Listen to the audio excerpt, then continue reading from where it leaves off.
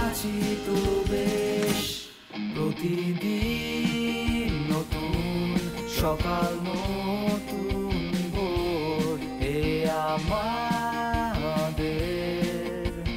House 44। প্রতিদিন নতুন সকাল নতুন ভোর, এ আমাদের হাউস 44।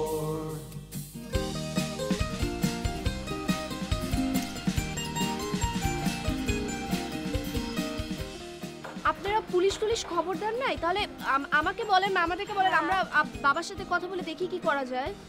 না না না না না, পুলিশের সাথে তো কন্ট্যাক্ট করাই যাবে না।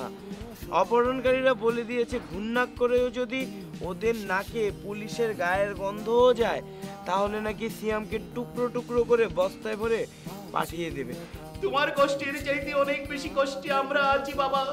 আমাদের কষ্ট শুনলে তোমার কষ্ট ম্লান হয়ে যাবে বাবা। তোমার মা গত 3 দিন যাবত হুঁশ নাই, চেপে হুঁশ হয়ে হসপিটালে পড়ে আছে বাবা। ওদের কাছে একটা ইমেজ ক্রিয়েট করলাম, আমার হিউম্যানিটিটা অনেক বড়, বুঝতে পারছিস না? মানে একটা সিম্প্যাথি গেইন করলাম, ওরাও আমাকে ভাবলো না he is a nice guy. তোর মতো একটা বেটা যদি, মানে আমি জানি তুই মেয়ে, বাট তাও মানে বেটা মার্কা মেয়ে যদি আয়নার সামনে তাকায় ঘন্টার পর ঘন্টা কিন্তু রং টং করে অট লাগে, তুই জানিস? প্রতিদিন নতুন সকাল নতুন ভোর, এ আমাদের হাউস 44, হাউস 44, হাউস 44।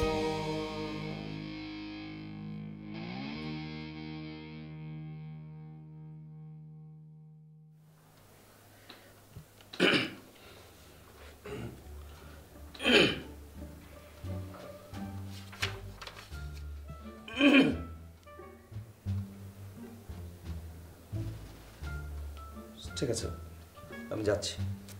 যা, আমি কি তোকে আটকে রেখেছি?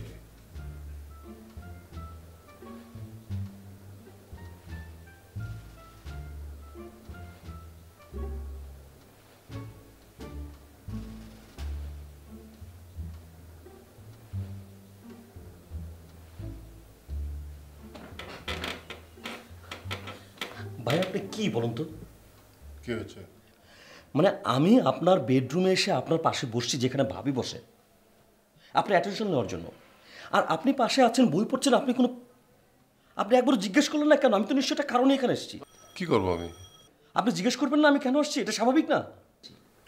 আমি বুঝতে পারছি তুমি কোনো কারণে আসছো, কিন্তু আমি কেন জিজ্ঞেস করবো? প্রয়োজন তোমার, তুমি আমাকে বলবে। বল, এখন বল, কি হয়েছে, কি বল।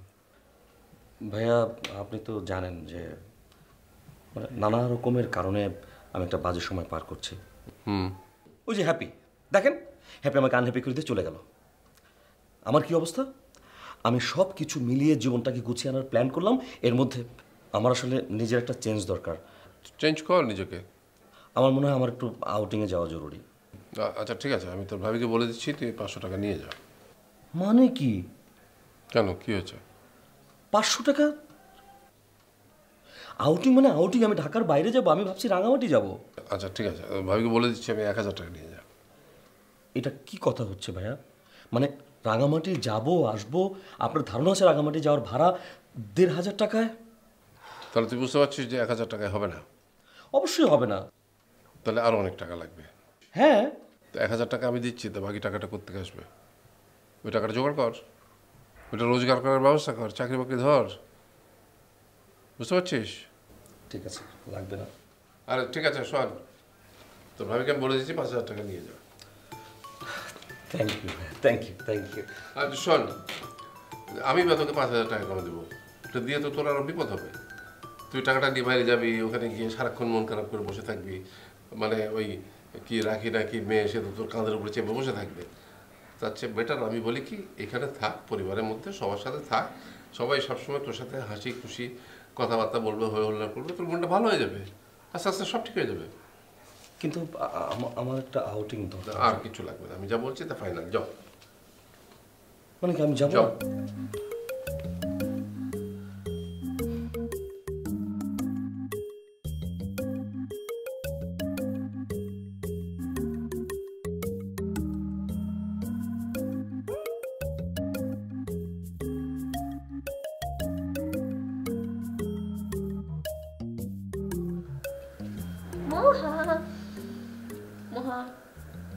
কি করো আপু?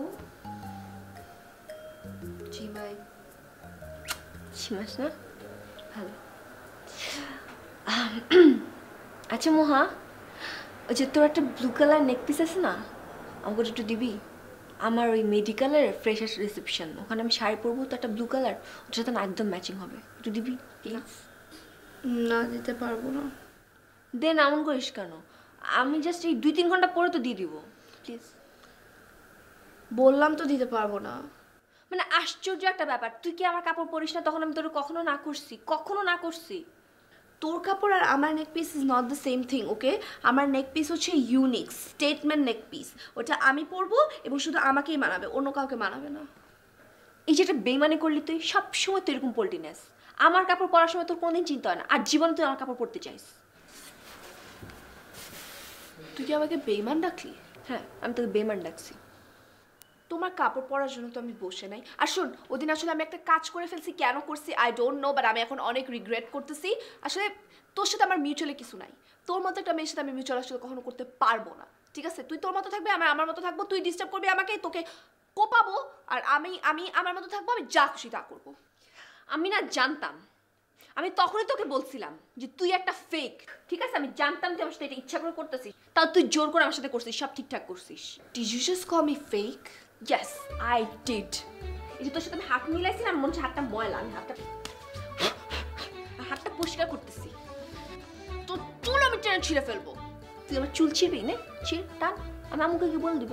হ্যাঁ হ্যাঁ, এই তো আম্মুর কাছে গিয়ে বলা ছাড়া তার কিছু পারোস না, loser. Did you just call me loser? Of course I did. You are a loser. তুই জানিস আমি তোর কি করতে পারি? তুই দেখতে চাস আমি তোর কি করতে পারি? তোর আমি কিছুই করবো না। পারবি না তো কিছু করতে, কিছুই করতে পারবি না। লুজার একটা, লুজার। কোনো কিছু পারোস না, খালি পক পক পক পক বড় কথা। আবার আমার নেক পিস পড়তে আসছে। হ্যাঁ,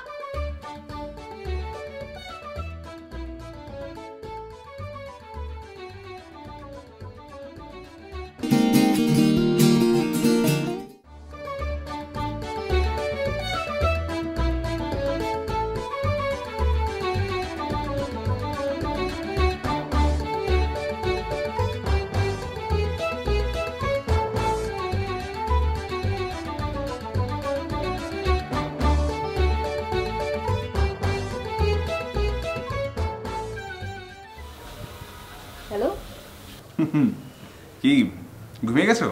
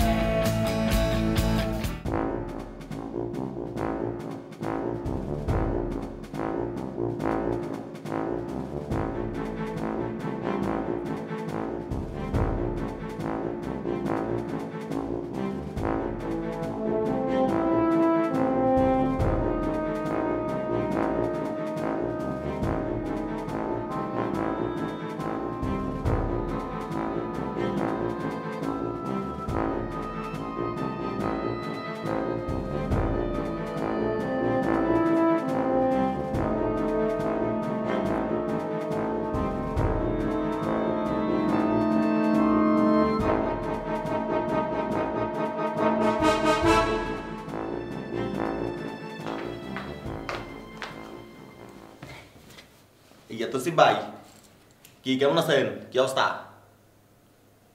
এ ভাই, এই কত কর নাকা, কি হয়েছে? তসিফ ভাই, এ ভাই, কি পেটে ব্যথা, মাথা ব্যথা?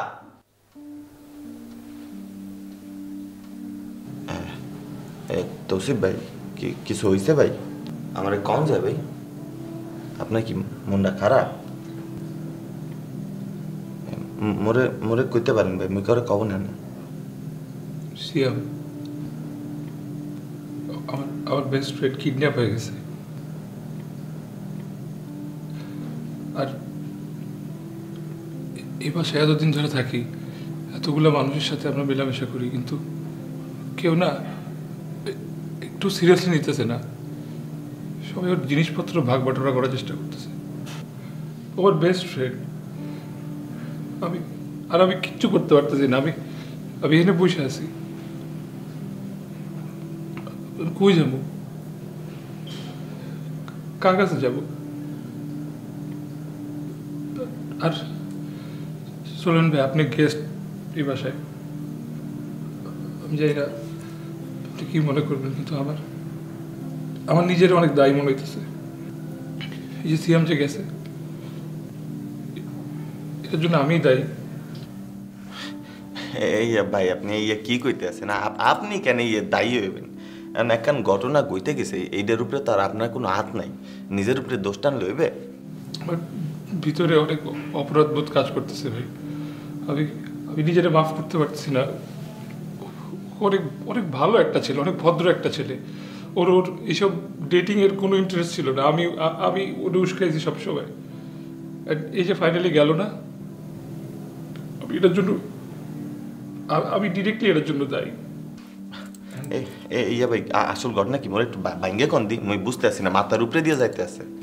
ও আমার কথায় গেছে, আর আমি আর কিচ্ছু করতে পারতেছি না। পুলিশের কাছে যাইতে পারতেছি না, নিজে কিছু করতে পারতেছি না। এখানে কারো কাছে গেলে সবাই হাসি ঠাট্টা করতেছে। ওর ফ্যামিলি, আমরা ছোটবেলা থেকে একসাথে বড় হয়েছি, ওর ফ্যামিলি সবাই আমার বিশ্বাস করে ওনাকে থাকতে দিছে। আমি কি জবাব দিব ওর কিছু হয়ে গেলে? আমি কি করব? আমার একমাত্র বেস্ট ফ্রেন্ড। তৌসিফ ভাই, ভাই কাইন্দেন না, ভাই কাইন্দেন না। ভাই মুই আপনার অবস্থাটা বুঝতে আছি। আপনি কথা ঠিকই বলেছেন ভাই। মুই এই বাসায় অতিথি, নতুন আসছি, অগলতিরে দেখতেছি, কাউরেই তেমন চিনি না। তা আপনার এই কথাগুলো শুনে মনে হতেছে কি ভাই, আপনি ভাই মানুষটা সাচ্চা মানুষ, আপনার দিলটা খুব পরিষ্কার। ভাই আপনি যে আপনার বন্ধুর জন্য আপনার যে দরদটা না ভাই, ভাই আমি আর কারোর মধ্যে দেখি নাই। ভাই আপনি কাইন্দেন না ভাই, আল্লাহ আল্লাহ করেন, সব ঠিক হয়ে যাবে। আমি ওরা অগল তো এর জন্য দোয়া করতে আসি। আর মানুষটা তো ভালো মানুষ, অগল তো এর জন্য টেনশন কিন্তু করতে আসে ভাই। আল্লাহ আল্লাহ করেন, সব ঠিক হয়ে যাবে। আর ভাই আপনি একটু ঘুমান ভাই, আমি দেখতে আসি আপনি এই কয়েকদিন ধরে ঠিকমতো খাওয়া দাওয়া করেন না, ঘুমান না। যাই একটু রেস্ট নেন, আল্লাহ আল্লাহ করেন।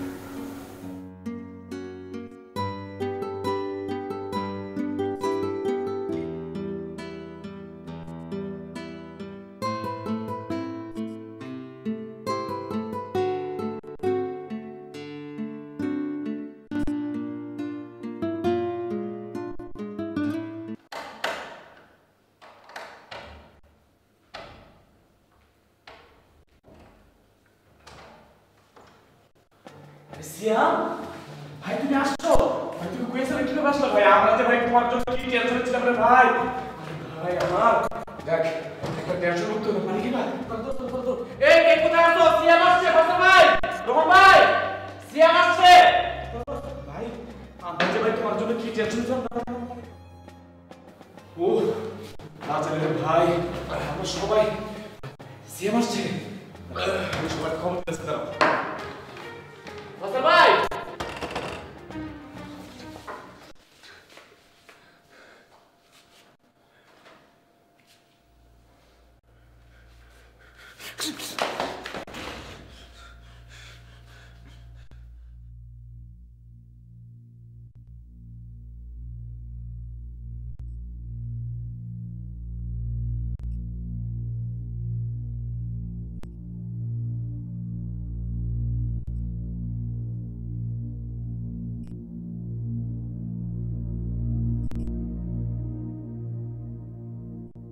ভাই, হে রন ভাই, রন ভাই, রে রন ভাই।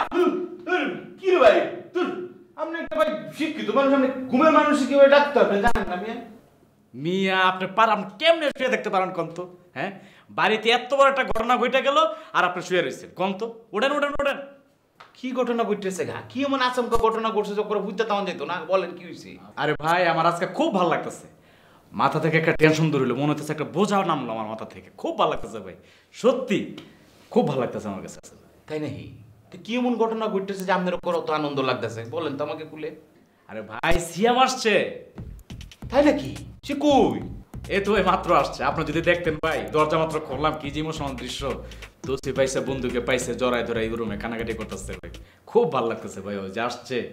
না না, তারা তো করবেই, একজন আরেকজনকে জড়ায় ধরে কানাকাটি করবে, তারা ছোট্টবেলার বন্ধু, একসাথে বড় হয়েছে, তাদের একটা ইমোশনাল ব্যাপার আছে না? আচ্ছা, কিন্তু সে কিভাবে চারা পেলো? আরে জিজ্ঞাসা, এই সময় কি মেয়ে আজ মাত্র আসছে, হইতে পারে পালায় টালায় চলে আসতে পারে। না না না না না না না ভাই, আমি একটু ব্যাপারটা চিন্তা করে দেখেন। তার মতো একটা ভদ্রলোক, ভদ্র ছেলে, সে তো গুন্ডাদের কাছ থেকে পালায় আসার কথা না। গুন্ডাদের কাছে কত কিছু থাকে আপনি জানেন? কিডন্যাপারদের কাছে থাকে পিস্তল, বন্দুক, ছুরি, কত কিছু। সেখান থেকে তো সে আসার কথা না। আরে ভাই, এই যে আপনি কইলেন ওই ভদ্র মানুষ, ভদ্র ছেলে, এই ভদ্র ছেলে কি কোনো সময় মিথ্যা কথা বলতে পারে? আপনি করে ফ্রড মনে হয়? হ্যাঁ, একটা ইনোসেন্ট একটা ভদ্র ছেলে মাত্র আসছে, আপনি শুরু করে দেন উল্টাপাল্টা কথাবার্তা। এই যে আমি এই কথাতে আপনার সাথে একমত, সে ইনোসেন্ট ভদ্র ছেলে, আমিও তো এই কথাই কই। মিলন ভাই, একবার ভেবে দেখেন সে কি করেছে। ওখান থেকে কিডন্যাপাররা ফোন দিয়েছে, ফোন দিয়ে বলেছে যে তার জন্য টাকা পাঠাতে। আমরা যেন টানা পুলিশ না করি, টানা পুলিশ করলে কি হবে, আসল রহস্য উদ্ঘাটন হয়ে যাবে। আবার কি বলেছে, তার বাবা মাকে বলা যাবে না। কারণ কি, সে কিডন্যাপারদের কাছে দেখেও তার বাবা মা যেন টেনশন ফিল না করে, সেটার জন্য সে চিন্তা করতেছে। ব্যাপারটা একটু ভেবে দেখেন। আবার সে কি করেছে, আমরা যখন টাকা পয়সা ম্যানেজ করে পাঠাতে পারছি না, যত সময় সে কিন্তু আবার উপস্থিত হয়েছে। ব্যাপারটা একটু ভেবে দেখেন। রাখেন ভাই, রাখেন রাখেন। আপনার না, আপনি কিভাবে যে মানে মানুষের এত মানে ইমোশনকে বুঝতে চান না, সবকিছু এত নেগেটিভলি দেখেন। একটা ইনোসেন্ট ছেলে আসছে, ভদ্র ছেলে আসছে, আমাদের সাথে থাকে, ছোট ভাই, এতদিন চিন্তা ছিলাম, কই গিয়ে জিজ্ঞাসা করবেন, আদর যত্ন করবেন না। আপনি সবসময় সোজা জিনিসটাকে ব্যাখ্যা করে থাকেন। আপনার আসলে মানুষ বলেন, শুয়ে থাকেন তো, আপনার শুয়ে থাকেন। আপনার কিছু বলতে হবে না, আপনার কোনো কিছু ভাবতে হবে না, উঠতে হবে, শুয়ে থাকেন, শুয়ে থাকেন। ভালো মন্দ তো অবশ্যই জিজ্ঞেস করবো, জড়াইও ধরবো, কিন্তু ধরার আগে একবার প্রমাণ করতে হবে সে কিছু ডাহাই বাটপার না ভালো মানুষ। বুঝবা বলে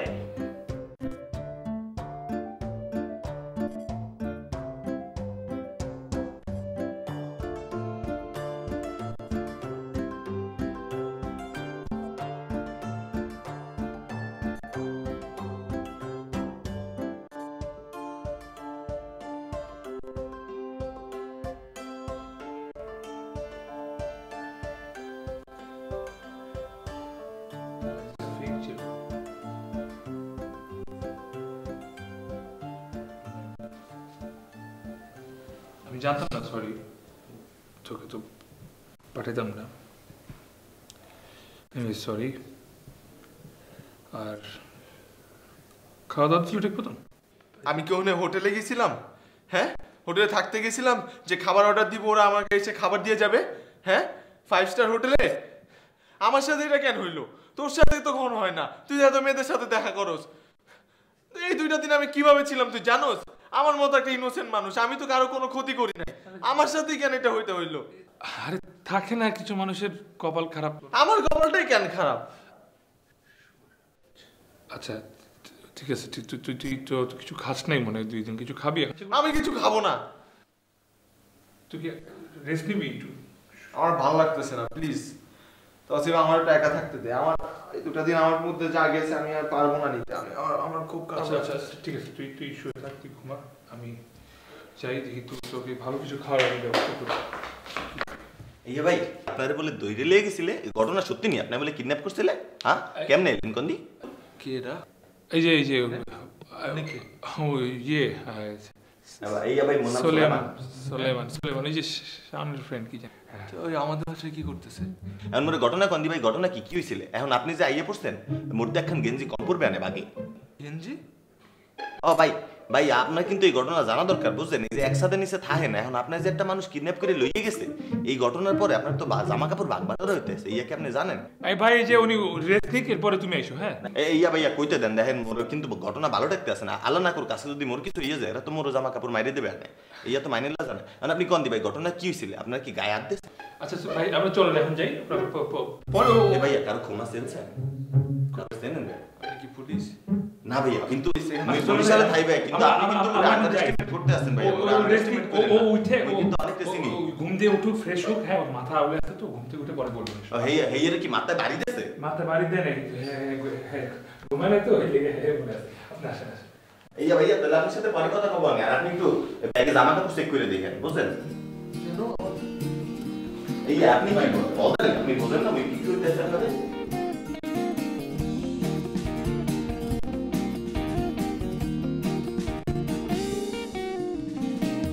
শহরের এক কোণে টুকরো টুকরো হাসি।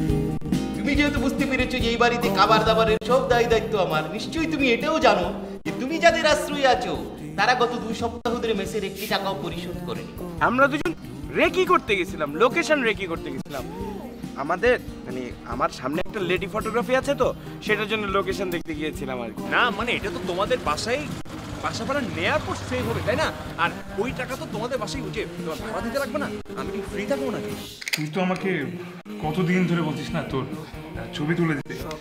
এক কাজ করি চল, আমি তো আগে ব্যস্ত ছিলাম, আজকে ফ্রি আছে, চল আমরা ছাদে যাই, ফাটাফাটি ফটো সেশন করে ফেলি। হ্যাঁ তার মানে তুই ক্যামেরা নিয়ে আসিস না?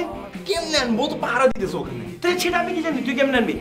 ভাড়া দিতেছে কোনো ভাবে গিয়ে ক্যামেরাটা নিয়ে আয়, তুই বুঝতে পারছিস ছবি না তুলতে পারলে আজকে কি হবে?